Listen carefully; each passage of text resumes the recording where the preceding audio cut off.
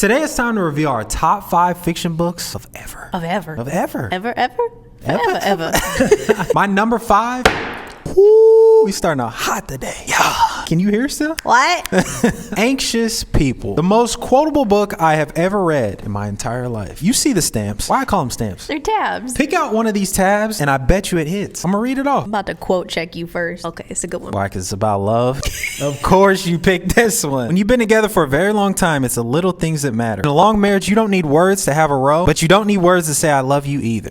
You do a lot of things to say I love you. Like what? You put out my vitamins every day, otherwise I'd probably be dead. Fill up your water. You hand me my water, even if it's like 2 feet away from me. You're welcome. Okay, so what are the things I do for you? You simulate a workout because you make my heart rate increase due to all the stress that you add to my life. I've said it. I'm gonna stop doing the other things that raise your heart rate. Number 5 for me, glow of the Everflame, because I have my Everflame glowing. What is your Everflame? The flame within me. Oh, okay. Don't all flames glow? Not if you're around. A lot of people hated the main female character, but I actually liked her because I found her real and relatable. She makes a lot of mistakes while she's figuring things out. She doesn't know who to trust, who's the bad guy, who's the good guy. Sometimes we don't know if the good guy is good. I have a thought here. You like this book because you see all the flaws that you have in her. You saying I have flaws? You supposed to think I'm perfect. You are perfectly imperfect. That's kind of cute. I'm not even gonna lie. And finally, much like me, she changes her mind at the drop of a hat. You done that a time or two, hadn't you? I shouldn't even make decisions. Or 3 or 4 or 5. By the time I decide something, I'm already regretting it. My number 4, Red Rising. This book feels very similar to the Netflix show that leaves off on a cliffhanger at the end of every episode. The one that when they ask, continue watching, you just let that shit run. Yeah, let it run. We're gonna binge all day. Speaking of Netflix, I need you to stop asking if I'm still watching. Of course I'm still watching. You feel judged at that point? Yeah, they're like, why are you still here? You should probably go do something. Yeah, touch grass. Say your breath. That can't be your breath. Like I'm sitting here thinking something's spoiling in the fridge or our dog shit somewhere. It's probably your breath hitting the mic and coming back. Okay. Waxing your ass in the face. I don't think that's likely. It just happens to coincide with every time you open your mouth. You don't know how potent your shit is. Anyways, great book. Love Pierce Brown. I'll read anything he writes moving forward. Side note, I promise we like each other. Yeah, we just play. This is us. If the camera's not here, we're doing this all day. I promise you. We were friends first. Yeah. You just said yeah. What the hell? You want to finish a thought? I don't know how to. You took my number 4. Give it back. What I like about this book is that it's... Man, start over. You wouldn't even laugh what it said. I see your ass staring at me just waiting for me to fail. What I like about this book is that it says that it's sci-fi, but really it's fantasy masquerading as sci-fi. I got it. I did it eventually. You could have just said, this is sci-fi that feels like fantasy. But you don't want to do that. You took the scenic route. You hate my purple prose? It's got a fantastical flair when it comes to creatures, when it comes to technology. Don't water this book down. It's sci-fi. Enough said. My number 3 is me, James. This reminds me of all the YouTube remixes that I've come across that make me like a song that I never liked in the first place. If you don't know, this book is a reimagination of the adventures of Huckleberry Finn, but from the slave's perspective, Jim. And Jim is more endearing than any of the characters that I read in the original. I need more classic books to do this. And the moral of the story is that perspective is everything. There's 2 sides to every story. Just like when you try to make me a villain, I'm really the hero. Or a 0. Why are you with the 0 then? Are you then a 0 as well? No, I think I can fix you. I mean, I'm telling you a lot already. If all the books they forced us to read in grade school had been written like this, I might have actually paid attention. That was not a grade school book. You didn't read What do Huckleberry you consider grade school? Grade school is like K through 5. Then how do you explain being in 9th, 10th, 11th, and 12th grade? That's middle school. I mean, that's what sound just came out of you? That screechy ass bat noise that came out of you. You sound like a damn velociraptor or some shit. Are you good? I can't even do it. My sinuses are jacked. It's like negative balls outside. I don't think that's a measurement, but that's fine. I wasn't bred to breathe in a tundra. Here's the thing. 6 through 8 is middle school and 9 through 12 is high school. K through 5 is elementary school. They're all grades. Man, whatever. 3 for me is a twofer because they can't be separated. The Shepherd King duology. This is the greatest fantasy I have ever read. Why? It's not just a fantasy series that's a money grab. How many books can I milk from this that aren't even necessary? All necessary. The magic system is incredibly unique. You've got cards that produce the magic and not everybody has it. There's a good origin story. There's a benefit and a cost to using the magic. Balance. Yeah. I like it. And my final reason, there are POVs within POVs. You've got a character that's lost in consciousness, experiencing memories of another character as if she's living it. Ah, okay. That made sense, right? A little bit. Okay. But as an Inception fan, I have to say that they're stealing ideas. Side note, Inception is the second best movie of all time, and if you have a different one, you're just wrong. You're so open-minded. What's number one, you ask? Interstellar. No one asked. Interstellar. Literally no one asked. I shared anyways. On brand. My number two is damn near my number one.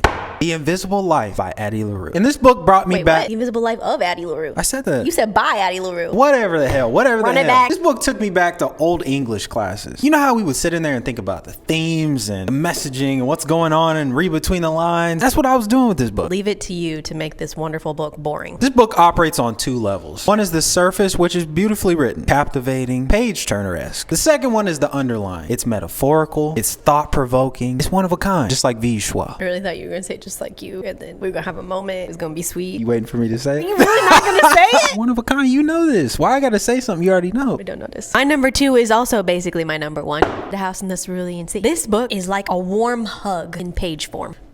You're weird. You said, what was that? It hugged me. I felt love. Okay, you're weird. It reawakened my inner child with its imagination. The characters in here actually require you to go back to your kid mind. Never left it. You said that like you left at some point. What's the problem? That's why I'm so fun. Mm-hmm. You really tested me today. If fun were the goal, you would hit that. Other things were the goal, you might not hit How that. did you make a compliment sound so insulting? Backhanded. Backhand you. I love a good found family trope, and there is no one better, no one greater than this one. Where have you heard that? I don't know. Isn't that like Muhammad Ali? Is it? I think it's in a movie. Why you quote things you don't know? They I guess we sound all good. do that. Yeah. All right, well. Anywho's, Carry on. The characters are so diverse. They each pull at your heartstrings in different ways. I want to live in this book. I think we've gathered that. You know how I tell you that when you like hold me against your chest, the feeling of warmth and calmness rushes over me, and that's why I fall asleep so fast? Yeah. That's this book. Come here. Can I get a drum roll for my number one?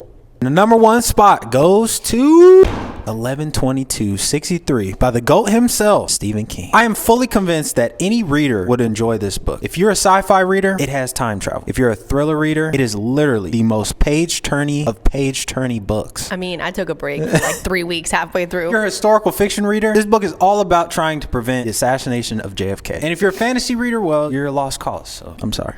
You feel offended? This is why I read fantasy. Reality is not good. You haven't read this? Pick it up. You read it as well. Did you like it? It was a little wordy, but yes. 5 out of 5? Yes. I rest my case. My number one, The Invisible Life of Addie LaRue. I am a fantasy girly, but I will agree that fantasy tends to follow a very specific recipe. You said it. A lot of fantasy books are well written, but they're written to be digestible. This book felt a little bit like indigestion at first.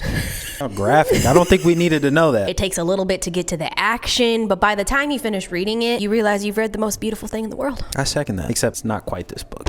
Sorry. Better. While Stephen King is your guidepost for judging every single book, V.E. Schwab is mine. I can't knock that. My two favorite authors are right here in front of us. Me. Because I write you really sweet notes, beautiful poems. It needs a little creativity, but you do write sweet things. Let me go ahead and grab one. Had a little note on my notepad the other day. This is not my best work. You are the schmexiest man I'd ever laid my eyes on. And it's on a piece of paper that I was drawing a basketball play down on. He's writing a basketball play down to teach me about basketball as if I give a shit. If you're gonna watch the games with me, you gotta know what the hell is going on. I need all the other girlfriends and wives out there to tell me if this is a shared experience. He will pause the game so that he can break down the play I just saw. Here's the thing. If you know that Victor Wembanyama plays drop coverage and the guy guarding the ball needs to get over the screen, then I gotta say that. Is the coach putting me in? Am I Wemby? Because I'm pretty sure I'm not tall enough for that. You are literally 2 feet shorter than Victor Wembanyama. Isn't that crazy? He needs a really tall partner. Or maybe not. You didn't thought too much into this. How did we get here? Is that not what you think about when you see like mixed match tight couples? No. Oh, That's your thought? Read a little too much fantasy, I guess. It's time for the giveaway winners. We have conducted the raffle, and the winner for stack 1 is Jillian3838. I hope it's not Gillian, because I just effed it up.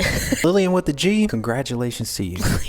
Stack 2's winner is Chic Geek 3848. I didn't want to announce any of them. You snooze, you lose. Stack 3 is Jesse Wool 7341. Congrats to all the winners. We will comment on your comment to try and get some of your information so we can ship these out to you guys. Does it feel a bit like abandoning our children? No. Okay. You're a hoarder, so I'm not surprised. Give her to you, I'd have more space.